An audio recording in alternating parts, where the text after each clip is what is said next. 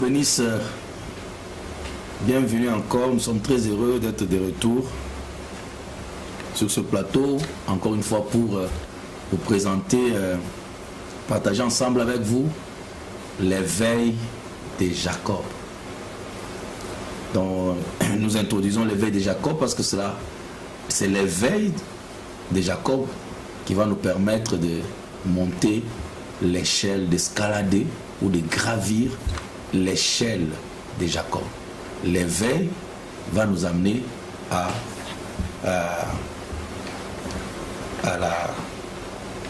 la montée. Nous allons lire encore une fois notre écriture. C'est Genèse 28, verset 16.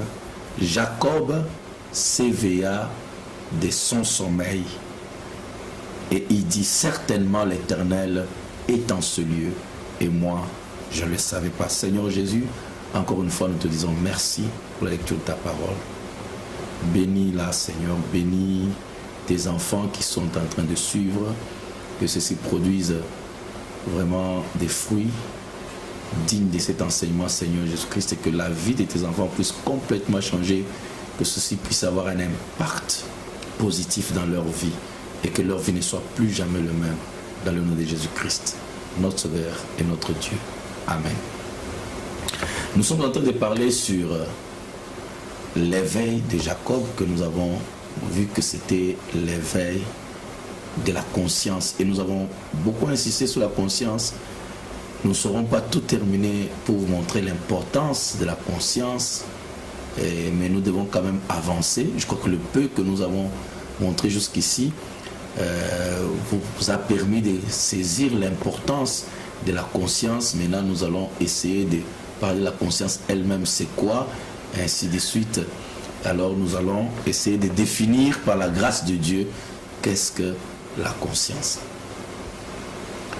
Je crois déjà que vous êtes bénis. Pour ceux qui ne nous ont pas suivis dans les enseignements passés, nous vous demanderons de contacter White Eagle Mission, frère Nego, qu'il puisse essayer de vous donner les autres enseignements. Comme ça, vous aurez la compréhension nette de cet enseignement depuis le début jusqu'à présent. Alors aujourd'hui, nous revenons encore sur cette montrant l'importance de l'éveil de la conscience. Nous allons encore une fois lire le prophète de Dieu, William Marion Branham. C'est de lui que nous tirons ces enseignements. C'est de lui que nous tirons ces enseignements. Et cet homme nous a enseigné la parole de Dieu selon la Bible. Et ces choses que nous enseignons, beaucoup de gens peuvent être scandalisés, ont attaqué ça et pensaient que c'était seulement des choses qu'on pouvait étudier à l'école ou dans les sciences occultes. Et ce n'est pas des choses qui concernent la psychologie, c'est des choses qui ne concernent pas la parole. C'est faux.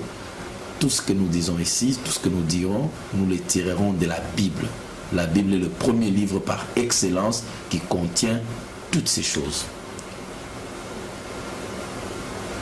C'est la Bible qui parle de la conscience. Dans l'Ancien Testament comme dans le Nouveau Testament. Donc nous n'avons pas à craindre que ces choses sont seulement pour tel. Non, c'est la parole. C'est pourquoi nous lisons la parole et nous nous référons au prophète de Dieu. Il nous a dit que l'homme au départ avait la puissance de contrôler toutes choses, selon Genèse 1, 26. Faisons l'homme à notre image, selon notre ressemblance, qu'il domine. Et je reviens pour dire que vous avez été créés par Dieu pour dominer. Pour dominer. Et l'homme a perdu la conscience. C'est pourquoi il dit ceci. Qui sommes-nous? Qui sommes-nous? Comment sommes-nous arrivés ici? Pourquoi sommes-nous ici? Avez-vous déjà pensé sur ces choses, dans ces lignes-là? Nous sommes des êtres humains.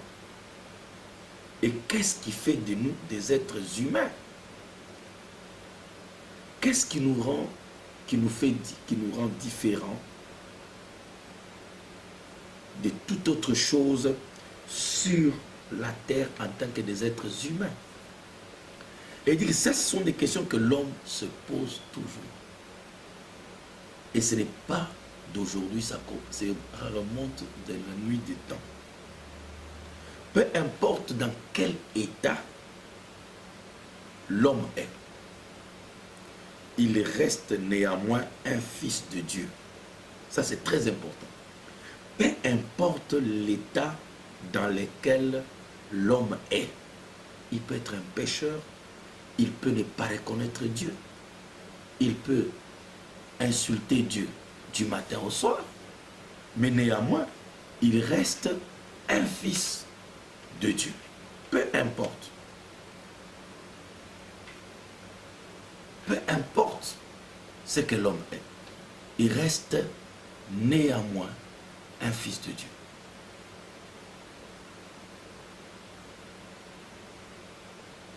Peu importe combien il est pécheur,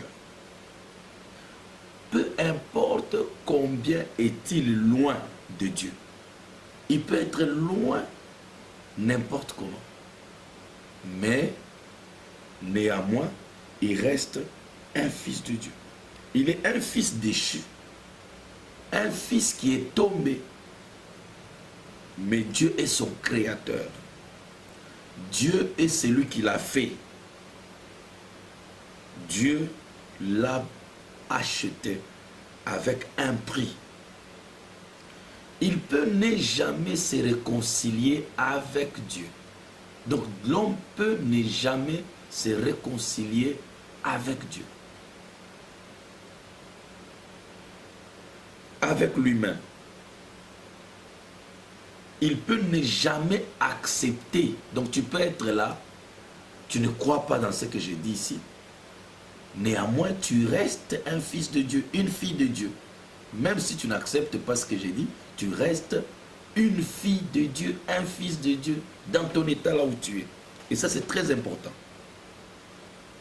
Cela peut ne peut jamais lui faire du bien. Donc, il reste toute sa vie, ça ne lui fait aucun bien du tout. Mais néanmoins cela, il reste un fils de Dieu. Maintenant,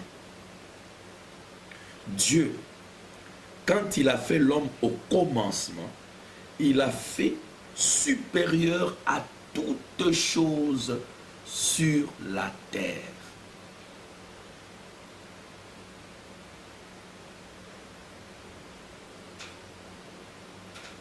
Il lui a donné la juridiction sur toute chose pour contrôler chaque chose. Il pouvait contrôler la vie animale, il veut contrôler les oiseaux, il veut contrôler les poissons de la mer. Il pouvait tout contrôler, les vents.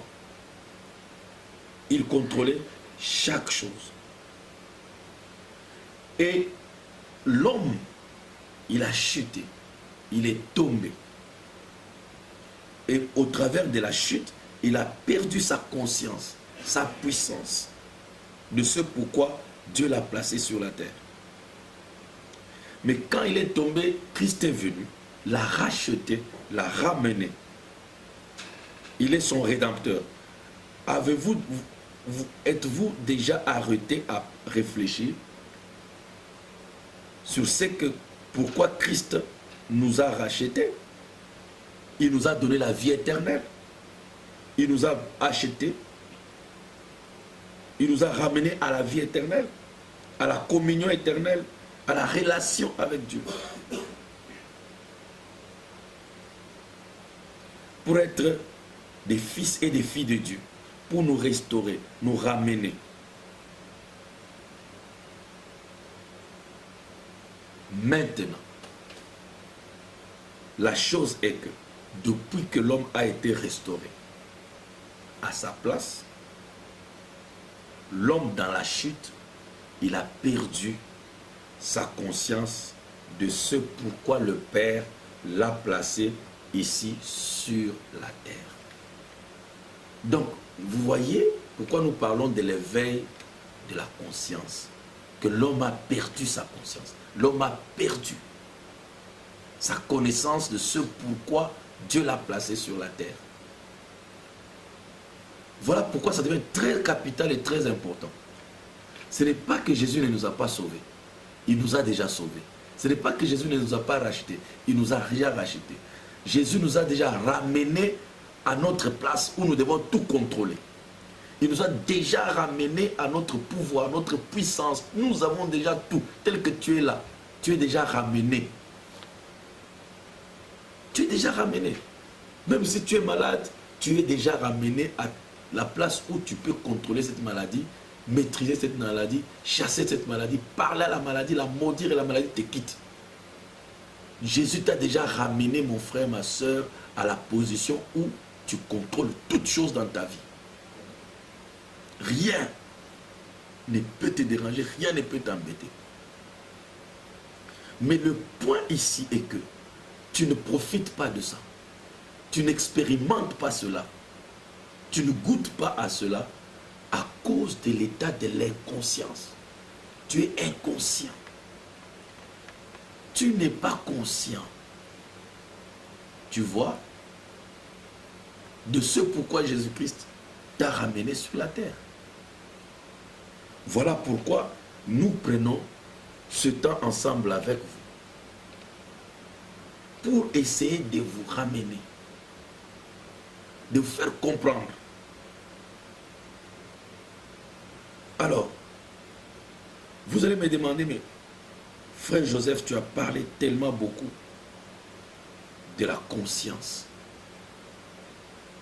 Peux-tu nous dire exactement qu'est-ce qu'on appelle la conscience? Nous voulons comprendre.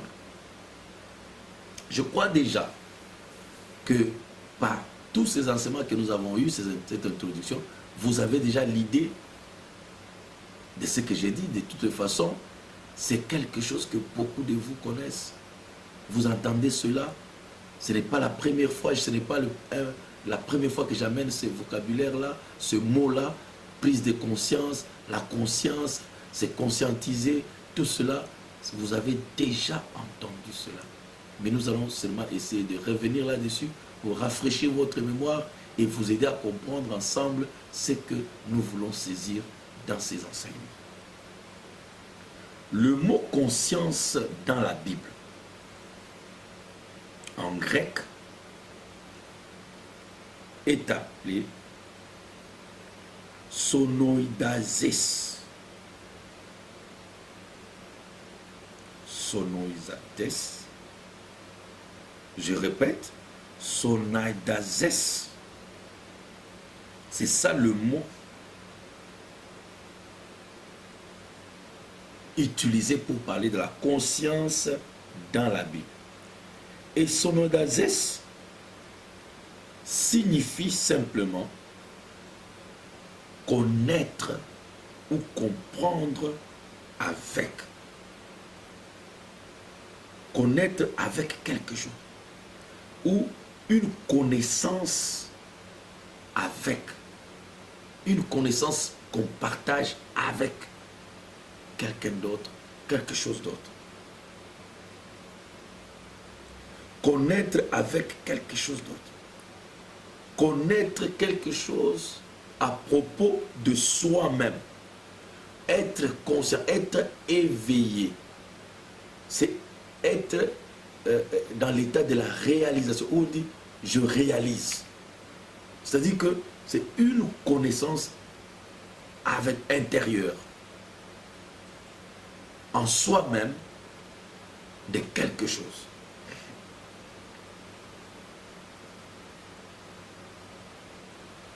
Donc, voilà la conscience, comment elle peut être définie. C'est cette qualité de l'état d'être éveillé, d'être avisé, d'être alerté de quelque chose, d'être au courant. Vous êtes au courant de la présence ou de la connaissance de quelque chose, du savoir de quelque chose. C'est l'état d'être informé de l'existence de quelque chose en soi-même. Donc quand vous pouvez être là, mais à un moment donné, vous ne fixez pas votre attention sur les pensées qui vous traversent. Donc vous n'êtes pas conscient des pensées qui vous traversent. À un moment donné, vous commencez à... Non, mais à quoi je pense? Quand vous commencez déjà à penser à ces idées qui vous traversent, on dit vous devenez conscient. Vous pouvez être assis sur la chaise, mais vous, à un moment donné, vous ne pensez pas à la chaise sur laquelle vous vous asseyez. Parce que votre pensée est dirigée ailleurs. Votre attention est dirigée ailleurs. Vous êtes concentré ailleurs.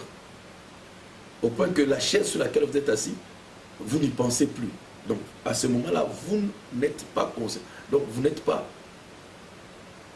réalisez pas des sensations que vous avez sur la chaise ou bien de l'état de la chaise, ainsi de suite. Donc, être avisé ou se rendre compte ou être dans un état de réalisation, cela est appelé la conscience, l'éveil, la réalisation. C'est cette qualité ou cet état d'être éveillé, spécialement de l'intérieur, à l'intérieur de soi-même. À part de son intérieur, on réalise quelque chose. Vous êtes éveillé, avisé de ce qui vous entoure, de vos sentiments, de vos pensées, ce que vous pensez, ce que vous dites. On dit vous êtes conscient. Donc, je me répète, la conscience se réfère à l'éveil d'un individu sur ses pensées uniques. La réalisation d'un individu, d'une personne, de ses pensées, de ses mémoires, de ses sentiments, ses souvenirs, de ses sensations et de son environnement. Quand quelqu'un est éveillé, quand quelqu'un est dans cet état de réalisation de ses pensées, on dit qu'il est conscient, il a la conscience. Et cette conscience peut changer, peut se déplacer d'une chose à une autre, ainsi de suite. On appelle ça la conscience. Cette réalisation intérieure de ses pensées, de ses sentiments, de tout ce qui est autour de ses sensations, de ses souvenirs, on appelle ça conscience. Donc, la conscience, en fait, c'est un état d'esprit ou la présence d'esprit. Et l'homme de Dieu pouvait guérir les gens. Quand il prie, il manifeste les dons. Il dit, ces dons ici ne sont pas là pour guérir les gens. Mais c'est pour amener les gens à devenir conscients que Dieu est ici. Donc voyez-vous, c'est que l'homme se rende compte de la présence de Dieu. Il se rend compte que Dieu est présent.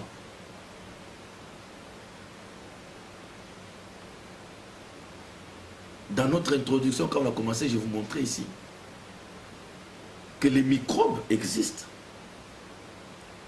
Vous ne les voyez pas avec vos yeux. Vous ne les touchez pas. Vous ne les entendez pas avec vos oreilles. Mais vous savez que les microbes existent. Pourquoi vous êtes conscient? Par la médecine, ils sont arrivés à éveiller votre conscience à l'existence des microbes. Et c'est pourquoi ils vous disent de prendre certaines précautions.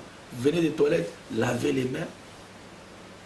Parce que l'homme est conscient que les germes existent qui sont invisibles et ils peuvent les attraper aux toilettes, ils peuvent les attraper avec la saleté, ils peuvent l'attraper n'importe où, des choses contaminées. Les germes sont là, alors il faut se désinfecter, il faut ainsi de suite. Mais on pouvait tous dire que non, mais on ne les voit pas, comme on ne les voit pas, ils n'existent pas. Mais non. On se rend compte que même si nos yeux ne les déclarent pas, mais il y a un autre sens en nous, qui est ce sens de la conscience qui déclare l'existence de quelque chose sans que les physiques les déclarent. Alors, Dieu existe, les anges existent, les esprits existent, mais ils sont dans un monde où nos yeux ne peuvent pas les saisir, ne peuvent pas les voir. Alors la seule chose qui peut les rendre présents pour nous, c'est la conscience. Donc c'est un sens supérieur où nous réalisons que les surnaturels, Dieu existe. Il est avec nous.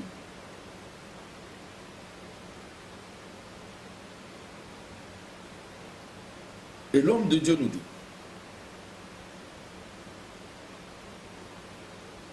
que David, nous pouvons lire ensemble, lisons, Psaume 16, verset 8 dit, c'est David qui dit, « J'ai placé Dieu constamment devant mes yeux, afin que je ne puisse pas pécher contre lui. » Placer Dieu, j'ai placé l'Éternel devant mes yeux. J'ai placé l'Éternel devant mes yeux, constamment. Mais Dieu, c'est un esprit. Vous convenez avec moi? Et les yeux ici ne déclarent pas un esprit. Mais devant quels yeux David a placé l'Éternel? C'est ça que je vous disais. David disait ici que j'ai gardé Dieu présent dans mon esprit. Donc c'était l'état de la présence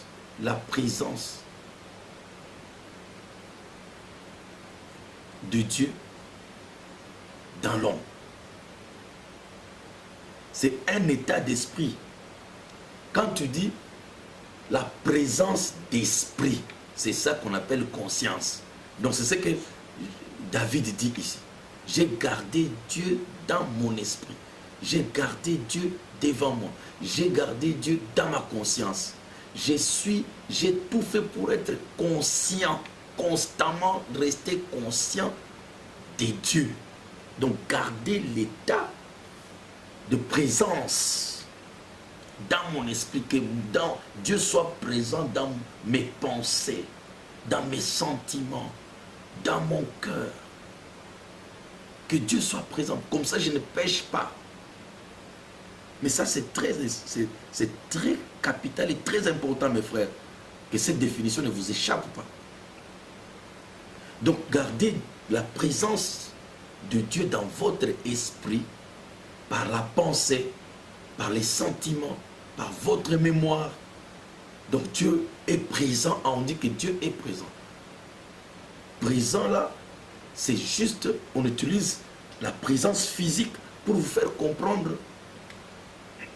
pourquoi David dit que en gardant Dieu présent devant mes yeux, donc en restant conscient de la présence de Dieu, c'est pour ne pas pécher. C'est normal. Vous avez cet adage qui dit le chat parti, la souris danse. C'est-à-dire que aucune souris ne danse pas dans la présence d'un chat. Quand le chat est là physiquement, c'est la discipline tous les chats savent aller, et les rats savent là où se trouver pour ne pas subir le sort de la bouffe. Voyez-vous? Donc la présence physique d'un chat inspire la crainte, le respect et la discipline à un rat. Et l'homme utilise ça pour dire, quand le chef n'est pas là, les gens peuvent faire tout ce qu'ils veulent. Quand le directeur n'est pas là, les travailleurs peuvent faire tout ce qu'ils veulent. Quand papa n'est pas là, les enfants peuvent faire tout ce qu'ils veulent. Quand l'enseignant à l'école n'est pas là, et les élèves peuvent danser et faire du bruit. Pourquoi? Parce que quand la présence physique des papas est là à la maison, chacun est en ordre. Donc la présence inspire la crainte. La présence inspire la discipline, le respect. Donc David montrait ici que la même chose, si Dieu est présent dans mon esprit, et Dieu c'est mon créateur, c'est mon père, je ne peux pas me permettre n'importe quelle bêtise. Je respecte Dieu. Donc voyez l'importance de la conscience, que la conscience même, on n'a pas besoin de pousser les gens. Faites ceci, vivez comme ça, ne mentez pas. Non. Amener les gens à être conscients de la présence de Dieu, automatiquement le péché fuit. Ça serait très difficile de voir, à moins que ce soit des enfants impolis, mal élevés, mal éduqués, comme aujourd'hui on voit en Europe les enfants qui tapent la maîtresse et la violent en classe. Mais dans les écoles bien disciplinées, peut-être que ça avait commencé, la présence d'un professeur, même si c'est une femme, tout le monde est en ordre. Papa à la maison, tout le monde est en ordre. Donc vous mettez Dieu dans les esprits des gens, dans leurs pensées. Les gens pensent sur la parole de Dieu. Qu'est-ce que Dieu dit? Leurs sentiments sont sur la parole de Dieu. Qu'est-ce que Dieu aurait senti? Qu'est-ce que ça fait si on ne vit pas la parole de Dieu? Ainsi, quand cette conscience est imbibée de la présence de Dieu, automatiquement le péché disparaît. La richesse de la conscience. Quand la conscience est éveillée de la présence de Dieu, automatiquement le respect vient, la crainte vient, la révérence vient. C'est pourquoi nous voyons dans la Bible, quand Moïse est devant le buisson ardent, il se retourne pour regarder, Dieu lui parle et Moïse tombe. Parce que quand il réalise que ce que je vois comme un simple feu, c'est la présence de Dieu, Moïse tombe par respect. Nous prenons Ésaïe. Ésaïe, quand il était dans le temple et qu'il a vu la vision, la Bible nous dit, Ésaïe est tombé comme mort. Quand l'homme réalise la présence du surnaturel, la présence de Dieu, la crainte vient en lui et il tombe dans la révérence, dans le respect, dans l'humilité. Si vous trouvez quelqu'un avec les épaules élevées, avec l'orgueil, sachez qu'il est très loin de la présence de Dieu. Il est très loin de la conscience de Dieu. Quelqu'un qui est dans la présence de Dieu, quelqu'un qui a la conscience de Dieu, il devient, la première chose que vous voyez, c'est l'humilité, la simplicité. Il devient petit devant Dieu. Il ne se vante pas, même s'il a des dons n'importe comment. Quand vous voyez un serviteur de Dieu se vanter, quelqu'un dire que moi c'est moi, ça montre très bien qu'il n'est pas dans la présence de Dieu. Parce que la vision d'Ésaïe nous montre dans les temples que quand il a vu, ce qui l'a inspiré la crainte, c'était quoi? Il a vu les chérubins, les séraphins autour du trône, qui n'ont jamais péché, les anges qui n'ont jamais fait du péché, mais qui avaient 6 ailes. 2 pour couvrir les yeux, 2 pour couvrir les pieds,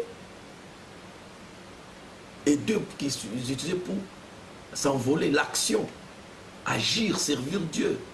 Aujourd'hui, on voit beaucoup de serviteurs de Dieu, beaucoup d'enfants de Dieu qui servent très bien Dieu, qui sont dans l'action. Donc ils n'ont que 2 ailes, les autres ailes ne sont pas là. Les 4 ailes, les 2 ailes qui couvrent les yeux, la révérence, le respect. Et les deux autres ailes d'humilité qui couvraient les pieds. Vous voyez quelqu'un qui sert Dieu, c'est vrai. Il a des miracles, c'est vrai. Mais il n'y a pas d'humilité. Il n'y a pas d'humilité. Il s'évante. Non, je peux faire ci, j'ai guéri les malades, j'enseigne bien. J'épate les gens. C'est moi, venez chez moi. Pas d'humilité. Non. Ésaïe, quand il était dans le temple, quand il a regardé, il a vu la vision, il n'a pas vu des gens comme ça autour de Dieu. Autour du trône, il n'y a pas de créatures de ces gens-là. En action, mais sans respect. En action, sans l'humilité. Non. La présence de Dieu est combinée avec tout ça. Il y a l'action, c'est vrai, mais cette action s'est faite dans l'humilité. Je ne mérite pas ça. Si j'ai fait ceci, c'est la grâce de Dieu. Ce n'est pas moi qui guéris les gens. C'est Dieu qui guérit les gens en moi. Ce n'est pas moi qui prêche. C'est Dieu qui prêche en moi. L'humilité doit être là. Le respect des autres doit être là. Le respect de Dieu doit être là. Le respect des autorités doit être là. Pour qu'on voie que cet homme est autour du trône de Dieu. Les anges qui n'ont jamais péché, mais étant conscients de Dieu, ça leur a inspiré la crainte, le respect, l'humilité, mes frères. Ésaïe est tombé comment?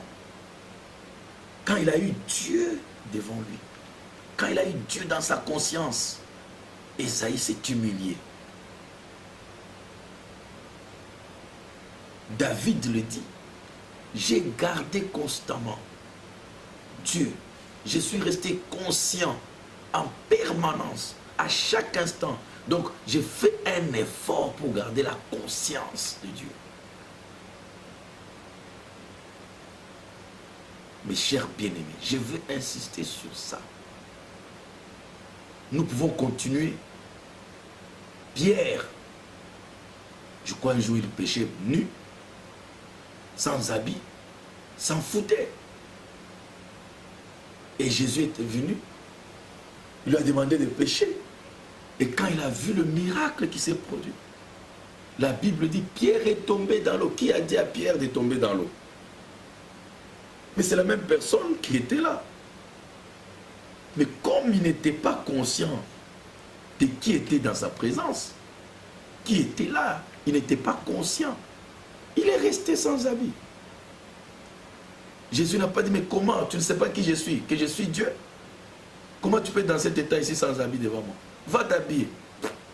Il a seulement produit quelque chose qui a ouvert la conscience de Pierre pour lui dire que non, ça ce n'est pas un homme normal, c'est Dieu. Il est tombé dans l'eau. Qui lui a dit de tomber dans l'eau?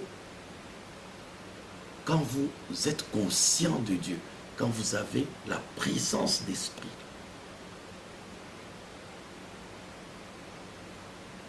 de Dieu en vous, vous ne pécherez pas, vous ne mentirez pas, vous ne volerez pas. Et si vous avez de faire une erreur, vous péchez par erreur, directement, vous allez tomber à genoux, vous allez pleurer, vous allez prier, implorer Dieu jusqu'à ce qu'il vous pardonne. Si les gens font tout ce qu'ils font aujourd'hui, c'est parce qu'ils ne sont pas conscients. Leur conscience a été obscurcie, leur conscience a été endormie. C'est pourquoi nous parlons de l'éveil de la conscience. Jacob dit, certainement l'Éternel en ces lieux. Et il a bâti l'autel, il a commencé à adorer. L'adoration a commencé là. Il fouillait sans adoration, il ne priait pas. Hier, c'était son père qui priait, le prophète. On ne nous a jamais dit que Jacob priait. La première fois qu'on nous dit que Jacob a mis l'autel, c'était ce jour-là. Il a pris conscience de Dieu. Quand vous devenez conscient de Dieu, mon frère, tu prieras. Personne ne te forcera de prier. Personne ne te forcera de vivre la parole. Personne ne te forcera de mettre en pratique la parole de Dieu. C'est pourquoi je vous invite dans cet enseignement, tous à venir. Et que votre conscience puisse s'éveiller. Si votre conscience s'éveille, beaucoup de choses vont se mettre à changer dans votre vie. Aujourd'hui, ce que les gens appellent une bande de fanatiques. Ils ne sont pas conscients que c'est le Saint-Esprit qui travaille dans ces gens-là, dans ce peuple.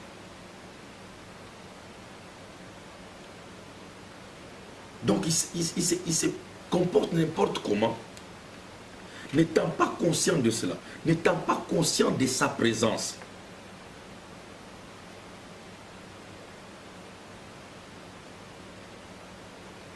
La Bible dit que les fous, les insensés, marchent avec les chaussures cloutées, là où les anges ont peur de fouler les pieds. Ils ne sont pas conscients de Dieu. C'est pour cette raison qu'ils se comportent comme ça. Pourquoi ne pas être comme David? David qui a dit, j'ai placé Dieu devant moi, devant mes yeux. Et c'est pour cette raison que je ne serai pas bougé. Je ne serai pas, personne ne me bougera, parce que Dieu est toujours devant moi. Il voulait être conscient de Dieu, de sa présence. J'ai placé Dieu devant ma face, c'est toujours être conscient de sa présence. Et quand vous placez l'Éternel devant vous, vous serez conscient de sa présence. Vous le placerez devant tout. Pourquoi? Quand vous le placez devant tout pour vous, alors vous n'allez pas pécher. Quand vous réalisez constamment que vous êtes dans sa présence, quand vous réalisez constamment que Dieu est autour de vous, vous observez ce que vous dites. Vous observez même vos pensées. C'est ça la richesse, mes bien-aimés frères et sœurs, de la prise de conscience. Si vous devenez conscient de Dieu, vous ne pouvez pas pécher quand vous savez que Dieu vous voit. Quand tu te retrouves dans un coin dans l'obscurité, en train d'embrasser une femme qui n'est pas ta femme, tu penses que Dieu, quand tu n'es pas conscient que Dieu te voit, tu te permets ça. Non, le pasteur n'est pas là, l'église n'est pas là. Mais ces gens-là peuvent ne pas être là. Mais quand ta conscience est devant Dieu, Dieu est dans ta conscience, tu es conscient de sa présence, tu sais qu'il n'y a pas un endroit, comme David dit, où irai-je? Si je fuis dans la mer, tu y vois là. Si je vais dans l'enfer, tu me vois. Si je vais ici, partout où irai-je loin de ta face? Loin de ta présence? Je vais fuir où? En enfer. Ma conscience te met toujours devant moi. Dans n'importe quel lieu où je suis. Toi, tu es Dieu, tu es là, tu me vois. Et ça devient déjà comme une protection. Être dans la présence de Dieu, ça te protège contre le mal. Ça te protège contre le péché. Ça te préserve contre toute chose. Voilà aujourd'hui ce que j'ai voulu vous amener dans. Introduire avec la définition maintenant. Nous allons décortiquer cette définition et l'appliquer parce que ces enseignements que je vous donne, ce n'est pas pour augmenter votre savoir, juste votre connaissance intellectuelle. C'est pour que ça soit vécu, être mis en pratique. Nous poursuivons ici que vous puissiez mettre en pratique ces choses. C'est pourquoi nous allons décortiquer cette définition.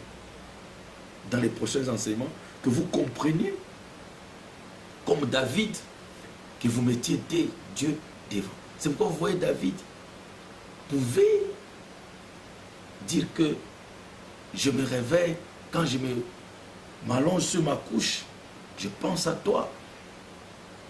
Je réveille l'aurore. Je prie 7 fois par jour.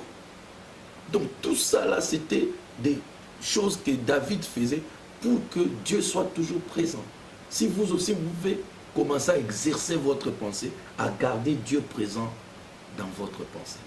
Pensez à la parole de Dieu. Faites comme les 2 disciples sur le chemin d'Emmaüs.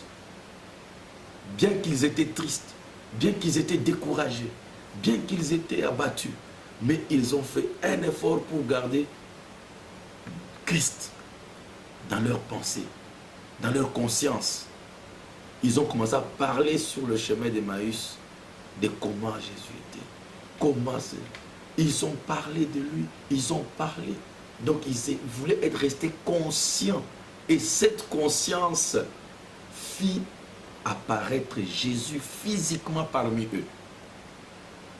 Vous allez comprendre dans les enseignements qui vont arriver que vous matérialiserez les anges devant vous. Je vous dis déjà que les anges sont avec vous. Mais vous arriverez à les voir comme les prophètes les ont vus, comme les saints d'antan les ont vus. Vous les allez voir, les anges, dans votre vie.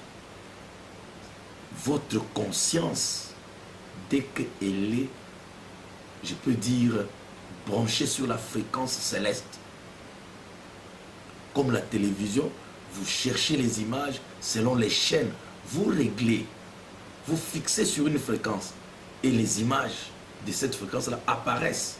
Les autres là sont déclassées. Si votre conscience aussi commence à être réglée, en anglais on dit to tune, si ça commence à être réglé sur la fréquence céleste, divine, angélique, les anges vont vous apparaître, vous allez causer avec eux, ils vont vous donner des messages, ils vont vous dire ce qu'il faut faire, ils vont vous préparer à beaucoup de choses, ils vont rendre votre vie puissante et vous n'aurez pas d'échec dans votre vie parce que vous serez là en communion avec des êtres surnaturels, des anges feront partir de votre vie. C'est pour ça que Dieu vous les a créés pour vous servir.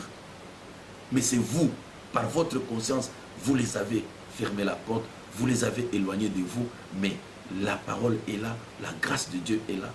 Vous n'avez plus besoin de rester très loin de la maison du Père comme le Fils prodigue. Le Fils prodigue a dit, comme nous viendrons le voir, c'est aussi, il a pris de conscience, il a dit, étant revenu en lui-même. C'est une prise de conscience. Donc le retour à la maison commence toujours par une véritable prise de conscience. Dans la maison de votre Père, il y a tout pour vous. Les serviteurs sont là, les anges sont là, vous attendant pour vous servir. Ils sont là pour vous communiquer. On voit Daniel. Les anges le visitaient. Marie, l'ange l'a visité pour qu'elle puisse avoir Jésus. Et quand Jésus est né, les anges sont venus l'assister, le visiter, l'encourager, la féliciter, lui chanter des cantiques. Marie n'est pas différent de vous. Vous êtes même venu dans un âge plus merveilleux que Marie. Paul, les anges l'ont visité, l'ont encouragé dans les difficultés. Pourquoi pas vous? Pierre, en prison, l'ange l'a visité, il est venu le faire sortir. Mes bien-aimés frères, c'est une réalité. Mais votre conscience le garde éloigné. Votre conscience vous garde aussi éloigné de la maison du Père et garde le Père loin de vous. Je vous supplie, je vous encourage, je vous invite à venir avec moi commencer cette aventure de la montée de l'échelle de Jacob dans cette prise de conscience. Venez avec moi. Jésus nous attend dans la maison du Père. Il nous a précédé, il dit, je m'en vais. Dans la maison de mon Père, il y a plusieurs demeures. Il y a plusieurs choses. Il y a plusieurs demeures, plusieurs dimensions. Des choses profondes qui vous attendent là-bas. Je m'en vais vous préparer une place pour recevoir dans ce monde, dans ce royaume de conscience divine. Le royaume de Dieu. C'est lui qui est venu vous nous annoncer et c'est pourquoi je vous invite. Et la foi qu'ensemble, nous allons atteindre cette conscience parfaite du Christ sur la terre. Dieu a besoin du Christ dans beaucoup de membres du corps, les femmes et les hommes qui sont d'accord de s'engager dans cette aventure céleste du Père d'amour. Que Dieu vous bénisse. À la prochaine, je vous aime et je vous apprécie. Shalom.